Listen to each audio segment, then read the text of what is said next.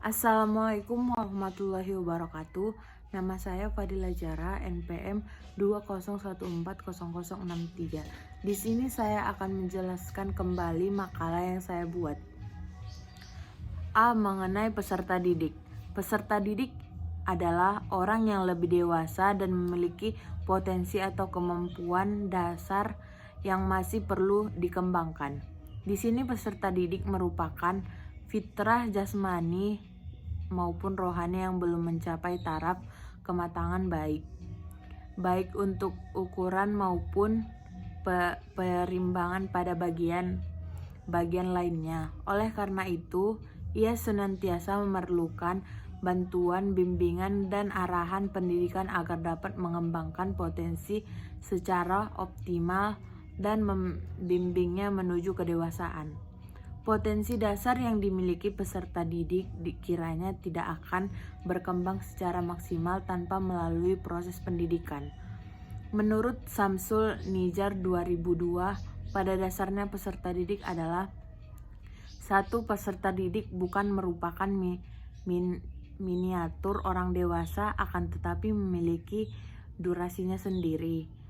Dua, peserta didik adalah manusia yang memiliki diferensi, periodisasi, perkembangan, dan pertumbuhan. Tiga, peserta didik adalah manusia yang memiliki kebutuhan baik mengangkut kebutuhan jasmani maupun kebutuhan rohani yang harus dipenuhi. Empat, peserta didik merupakan resultan dari dua unsur alam, yaitu jasmani dan rohani. Unsur jasmani memiliki daya fisik yang menghendaki latihan dan pembiasaan yang dilakukan melalui proses pendidikan, sementara memiliki dua daya, yaitu daya akal dan daya rasa. 5. Peserta didik adalah makhluk Allah yang memiliki perbedaan individual yang baik yang disebabkan oleh faktor pembawaan maupun lingkungan di mana ia berada. 6. Peserta didik adalah manusia yang memiliki potensi fitrah yang dikembangkan dan berkembang secara dinamis. B. Karakteristik peserta didik. Setiap peserta didik memiliki ciri dan sifat atau karakteristik yang sangat beraneka ragam yang terbentuk berdasarkan lingkungan peserta didik masing-masing. Agar pembelajaran dapat mencapai hasil yang optimal, guru perlu memahami karakteristik peserta didik. Karakteristik bawaan merupakan karakteristik yang dimiliki sejak lahir, baik menyangkut faktor biologis maupun faktor sosial psikologis. Untuk mengetahui siapa peserta didik perlu dipahami bahwa sebagai manusia yang sedang berkembang menuju ke arah kedewasaan memiliki beberapa karakteristik. Karakteristik peserta didik yaitu 1. Kelemahan dan ketidakberdayaan. Kelemahan yang dimiliki anak adalah kelemahan rohani dan jasmani. Misalnya, tidak kuat gangguan cuaca, juga rohaninya tidak mampu membedakan keadaan yang berbahaya ataupun menyenangkan. Kelemahan dan ketidakberdayaan anak makin lama makin hilang karena berkat bantuan dan bimbingannya pendidikan atau yang disebut dengan pendidikan. Pendidikan akan berhenti manakah kelemahan dan ketidakberdayaan sudah berubah menjadi kekuatan dan keberdayaan, yaitu suatu keadaan yang dimiliki oleh orang dewasa. 2. Anak didik adalah makhluk yang ingin berkembang. Keinginan berkembang mendorong anak untuk giat, itulah yang menyebabkan adanya kemungkinan atau yang disebut pendidikan. Tanpa keinginan berkembang pada anak akan menjadi tidak ada kemaluan, tidak mempunyai vitalitas, tidak bahkan barangkali menjadi malas dan acuh tak acuh. 3. Anak didik yang ingin menjadi diri sendiri. Seperti pernah dikemukakan bahwa anak didik itu ingin menjadi diri sendiri. Hal tersebut penting baginya karena untuk dapat bergaul dalam masyarakat, seseorang yang harus merupakan diri sendiri, seorang atau pribadi itu manusia akan menjadi manusia penurut dan manusia yang tidak punya pribadi.